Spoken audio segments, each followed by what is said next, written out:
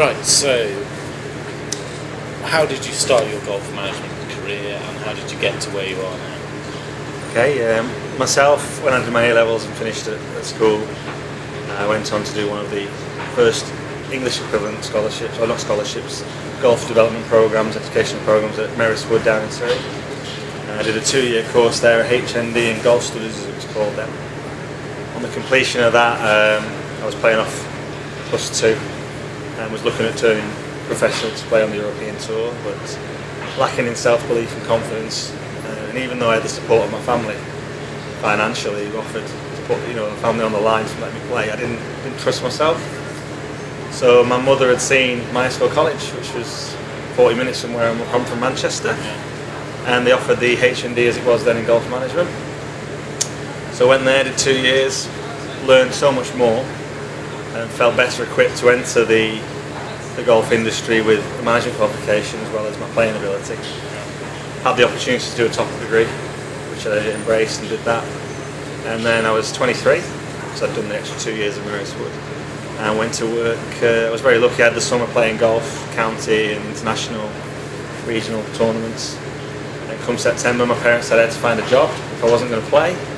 And I got lucky in the fact that the Marriott at Worsley Park opened up as a facility. I was looking for staff, and I got interviewed there and ended up as the golf events manager, looking after corporate days, golf days. Also looking after, as being only male in the office with 8 women, I was also given the opportunity to look after all the football team visiting teams, with Man United being so close. Dealt with a lot of the European teams and a lot of the European players, so I was very lucky then. I was there for 3 years, really enjoyed it, but always had an ambition to teach, as in education, lecture, about golf. And the opportunity came up at Myerscough College, and I've been there now for 13.5 years. It's flown by, it's a third of my life, and when I was a student it's even more. And I've been lucky to, like I say, work that long and have some fantastic students that have come through the system like yourself, Matthew. Thank you. So through the years you've had various lecturers from all over the world, New Zealand and whatnot, and they've all mainly been professional golfers from my knowledge. The team now, are they all good golfers? Do they have that sort of background, or are they just teachers? Yeah, we have a mix. We've got 14 staff members. Of the 14, 4 are full-time golf coaches for the students for their enrichment and coaching side, which we offer as part of the timetable. They're all PGA qualified, as well as those 4 that teach all the time in terms of the practical coaching. There are another 4 staff out of the 14, so there's 8 of us that are all PGA qualified, and we have a mix of male and female staff, which I think is essential.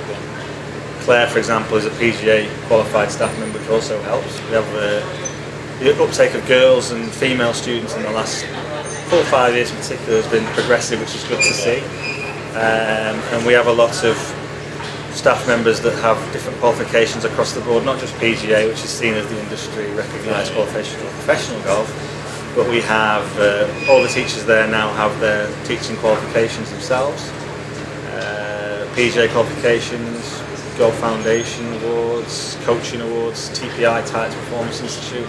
So any award that's possibly going at the moment, even up to master's level, PhD level now in golf.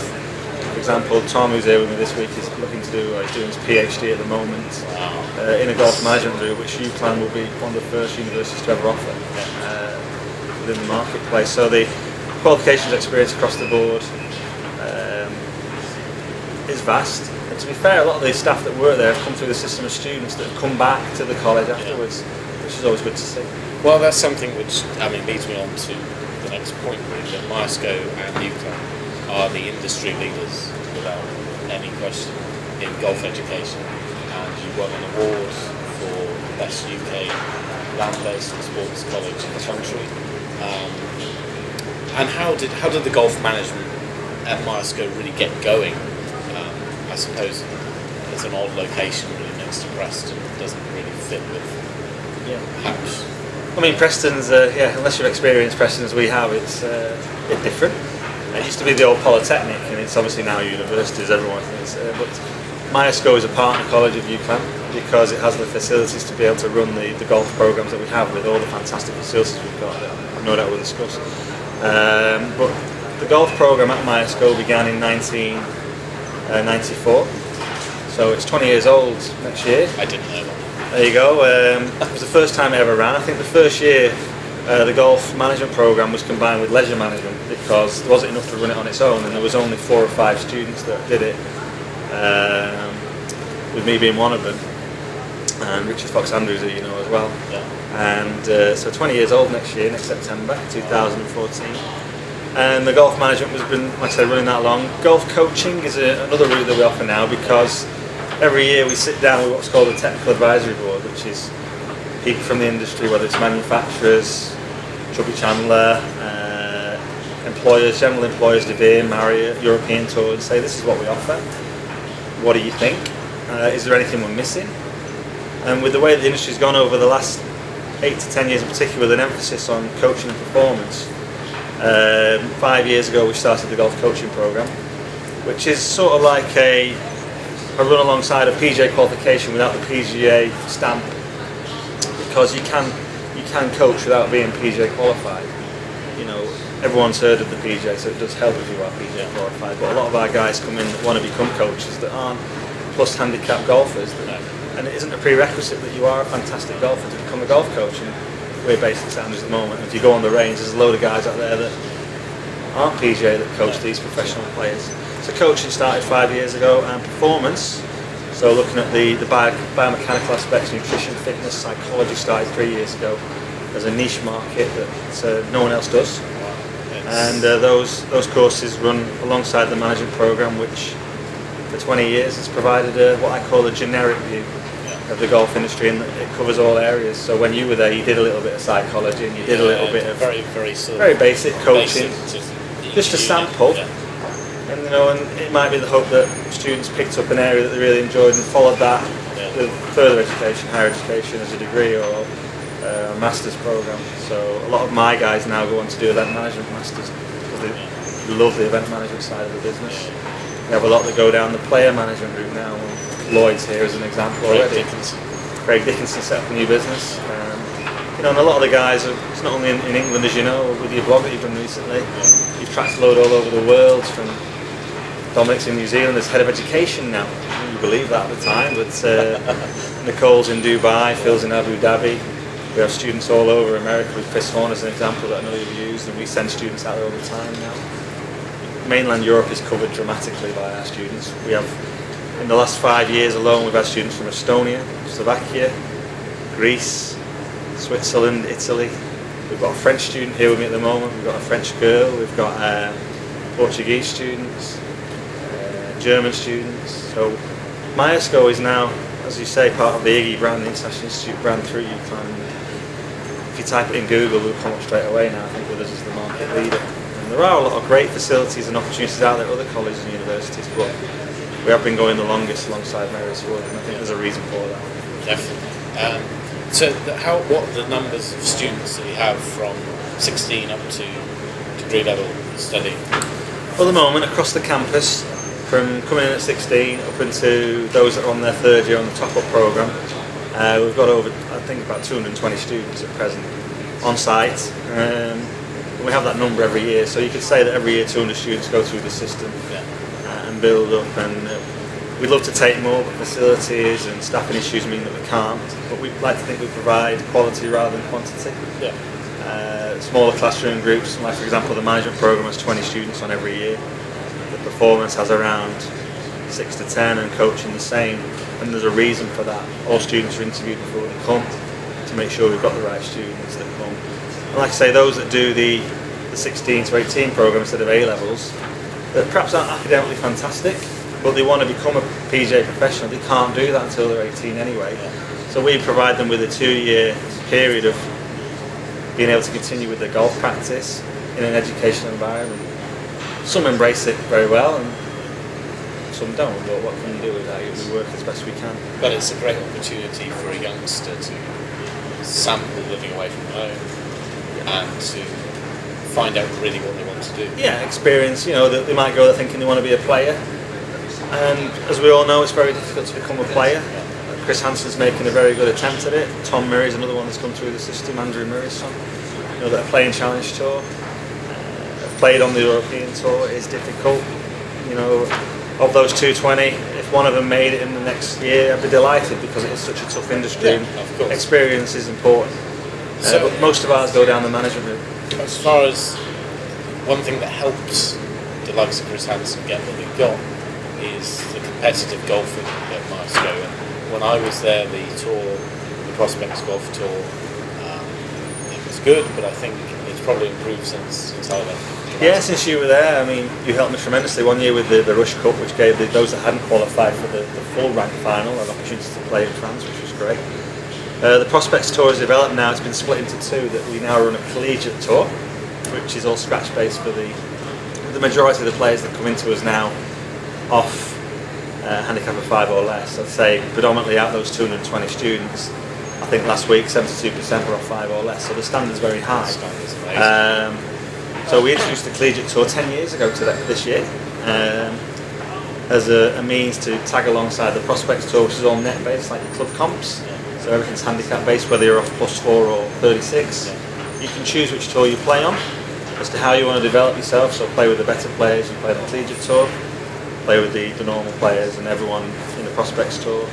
Like I say, Prospects Tour has been going 13 years this year and the collegiate tour 10. So how many tournaments do you have now? This year we normally have around, because we have to fit it in with academics, we have to strike the balance correctly. We look around 15 events. In the very first year we had 4, and we've had 15 events now for approximately the last 7 or 8 years. One year we went mad and had 23, and academics and the playing side didn't really balance, so we have to strike that balance because the students want to play on the tour, they want to compete, to the point that in the very first year we ran it, in 2001, 2002, we had an 18-hole final at Heron's Reach in Blackpool. The second year we had a 36-hole final in Llandudno and Conway in North Wales. And in the third year, with the event management module that we run, one of the student groups wanted to take it abroad and we ended up in Villamora, and we've been going there now for 10, 12 years to Villamora, to the point that we also run warm weather training camps in January there. In the last few years we've got a bit more ambitious. We've been to Turkey to celebrate what was the 10th year of the Prospects Tour. We had 10 days there. This year alone we went to Orlando, Florida. So we're stretching away, and in the melting pot for this year, as of last week, had a meeting to take in the guys that qualify. We take 10 from each tour to Barbados for this year's final. And if that doesn't come off, Phil has said we can perhaps go to Abu Dhabi.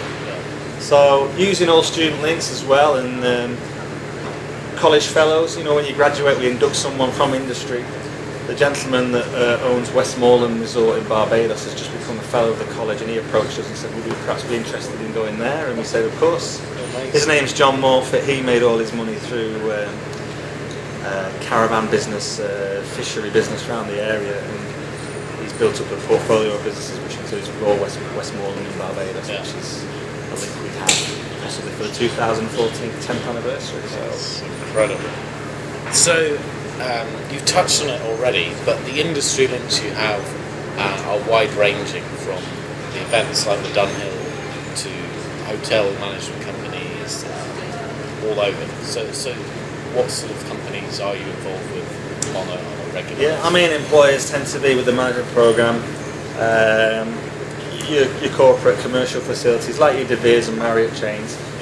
Don't get me wrong, we still supply the private member clubs, but with the De Beer and the Marriott groups being such worldwide names and brands, particularly Marriott all over the world, it's an opportunity for our students to go down that route, do their graduate schemes after they finish on the golf, which gives them an experience of the whole hotel industry, and then they focus on the golf at the end of it. And the majority of our students have gone down that route with a background that way, and then they've moved on, like Phil did, from Forest of Arden, Mount Forest of Arden, to be taken to Abu Dhabi, like Nicole did, who went to Mottram Hall to go eventually to where she's in the Els Club in Dubai, through to guys that are in New Zealand, Chris Horn's in America. I mean, we could sit here all day and talk about where students are, which is a great thing to talk about. It's amazing. But they do tend to go down the management route. Obviously, a lot of them come on to play, as we've already touched on. It's a very difficult industry to play in. And a lot of our guys go down working for companies like IMG, the management groups, ISM, Champions, as Lloyd does. So player management, so they are still involved a lot heavily with the European Tour. And when events are being promoted by those companies and organisations, they come to us, like the Ryder Cup, and say, can you supply staff to come and help? And so our portfolio of events over the years is, has been fantastic. Where we've worked and what we've done. So, which events are you currently staffing? So we're here at the Dunhill this week. We'll be working at the Ryder Cup at Gleneagles. We always do the PGA Championship at Wentworth. We have opportunity to work at Portuguese Open, Portuguese Masters, which is in 2 weeks' time. We avoided that this year because we're already here and we're doing various other things at that time. So we are looking at we can pick and choose. Things overseas, there are costs involved with a bit more. Whereas the ones in the UK, we are luckily supported by Eventful Temps, Lucinda Dewhurst, who supplies us with the opportunity to come and work at the PGA, the BMW, the British Seniors, the Ladies British Open. Anything in the UK, Lucinda works with ISM. She comes to us first to say, would you like to supply students to gain experience working in a scoring capacity, media capacity, TV work, a bit of everything really, which is good to see, because then as I come back every year, and this is the 10th year I've come to the Dunhill, this is probably the first one I brought back on the scene when I came back to the college. We see staff here now working for IMG, people like you in the media, 10 people all over at Kings, Barnes and Carlucci that come through our system, that when you come here, when you go around corners on the streets, you're always wanting someone you know, and it's great to see. Like I did at the Open with Ross Parker. Exactly, and Ross is head of sponsorship for the PGA and stuff now, which is super. And not Ross Parker. Gareth Cooper. That's it. Gareth works for Diageo now. Who obviously sponsor things like the Gleneagles event, and Johnny Walker. He now works as a supplier for them. So students do go on, they do leave the golf industry, but they've been given what we call the transferable skills. In that they do marketing, they do event management, they do finance, they do human resources, and these are all examples of modules that you study that if you left the golf industry, you'd always use those skills no matter where you go. So it's not just all golf, golf, golf. Those modules are themed with golf examples, but the underlying principles of the theories or general business. And what sort of, for a student to be successful in the course of golf management, what do you look for in terms of their academic qualifications, experience, character, willing to go the extra mile, or you just take the raw student and you let them go? I mean, there is an interview process every year through the UCAS system. Students apply, they come to the college, they meet the staff, show them round, we test their knowledge of what they know about us, they're given a reference which we look into, we speak to, and then we make a decision based on that and how they've performed at the interview, which is very relaxed. It's not like sit down across the table, it's done differently. A handicap isn't a prerequisite. If they're off +4, that's not going to mean they're going to get on the course whether they're off 36. The ethos of the golf management program in particular has always been like that, is to provide people that love the game, that want to get an opportunity within the industry. So, for example, the intake I've got this year, I've got 22 first years that have come in, 3 girls and 19 lads. The handicaps range from +3 to 24, and I will mould them and sculpt them as best I can, but it's up to them as what we call independent learners. By year 2, year 1, we look after them, we spoon feed them a little bit too much, but by year 2, they're what's known across university now as independent learners, where they'll come to the lectures, we deliver, we have a great interaction, but for them to put the meat on the bones and how far they want to go in the industry is up to them to do their research. Even contact all students like yourself and say, Matthew, I'm doing a project on the media, can you help me in any way with some quotes or some access to a tournament? So it's important we get the right students in, because every year, like for the management program, I look to take 20, 25 at tops. I have around 40, 50, 60 applicants. But we understand there's choices to go elsewhere, so we do offer more than 25 to make sure that we do get the numbers we have, because students won't get the grades they require. We look for them to get at A level the equivalent of, it's a point system now, equivalent of, I think it's 180 points, which is 2 Ds, which is easily achievable, and so it's not like an elite program that they can't get on. If you do a BTEC, course, like the 16 to 18 year olds at the college, they have to get what's called a merit profile. It's pass, merit, distinction. So if they pass, unfortunately we can't take them because we need to see them getting the merits and distinctions so that they can cope with the level of work and referencing, which I'm sure is a bugbear for everyone when we were there. But yeah, the opportunities and equal opportunities for all is there to see. At the moment I've got a 52-year-old on my course this year that started. And like I say, we've got more girls now than ever before, which is great to see. So equal opportunities for all. I've got deaf students currently up here with me that are totally deaf, that we work with, so the learning support during myself at the college is very good. And you know, we're there to help. Yeah. I mean, my experience at Myerscough, as I've documented, was up and down, here, there and everywhere. It was a great time. The support network is unrivaled by any that I ever went to see elsewhere. And without the opportunities, I wouldn't be where I am now. That's the facts. It's enabled me to go to Northern Ireland, to Caddy, which then I met the my best experiences friend, you picked up, you know, yeah. and hence I'm here now.